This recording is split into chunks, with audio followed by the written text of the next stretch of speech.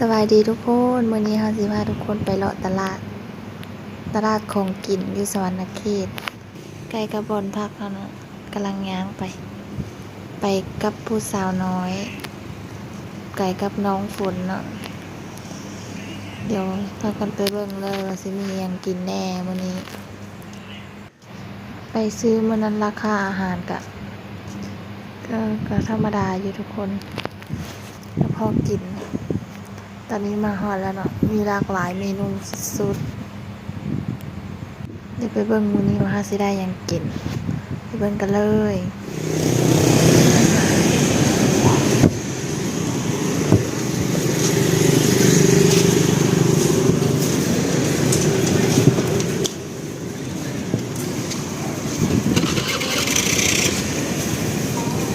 หยังกิน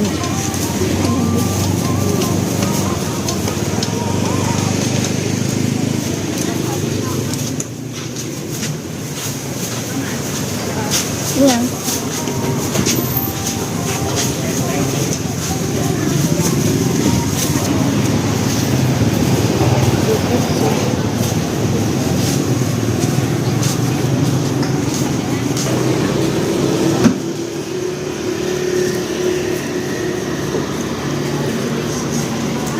เบิดแล้วปะ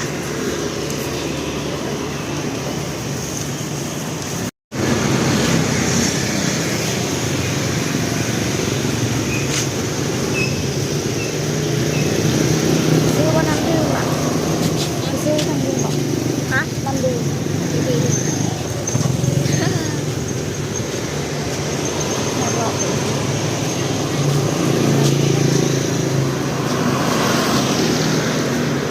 แค่แบบนี้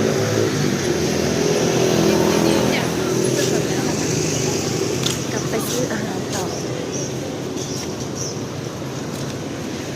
เลือกไข่แต่ของขายไข่ อ๋อไข่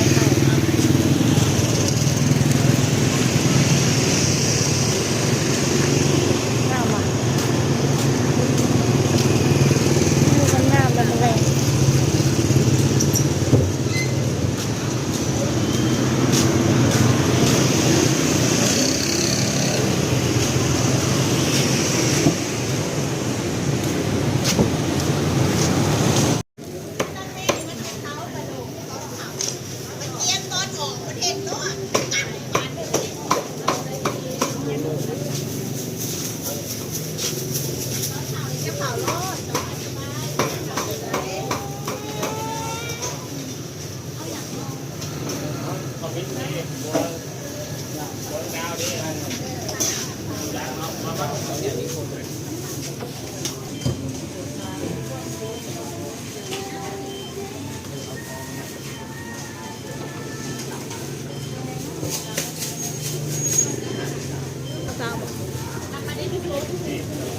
เอาที่มาต้อง เอาไว้ในแล้วใช่ไหมคะ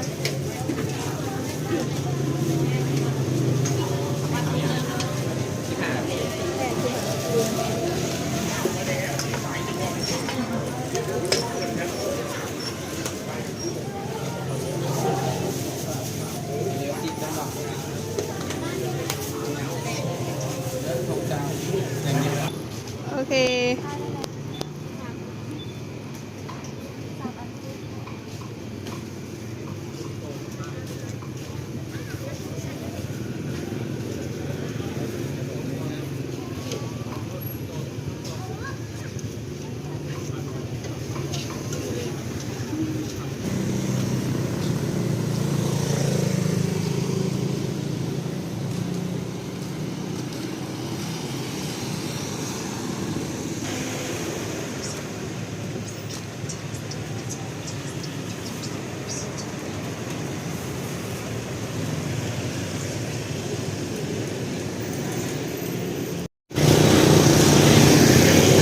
ถ้าได้ยังไง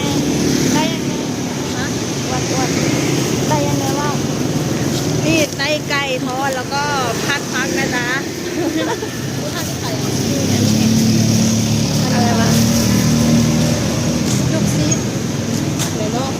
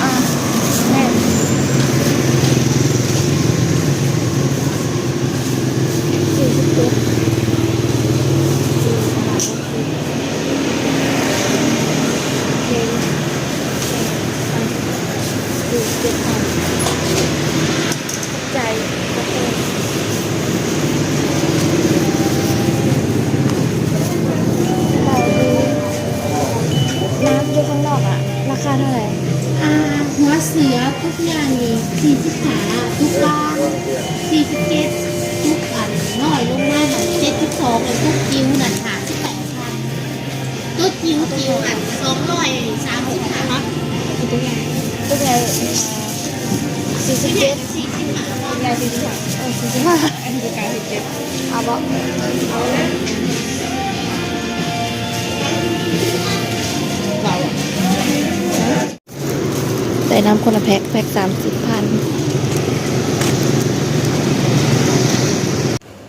ตอนนี้เขากำลังสิกลับห้องแล้วทุกคนได้น้ำคนละแพ็คฝากทุกคนติดตามรับชมโฆษณาให้ก็ได้เด้อกดไลค์ให้ก็แน่บ๊ายบายจบกันในคลิป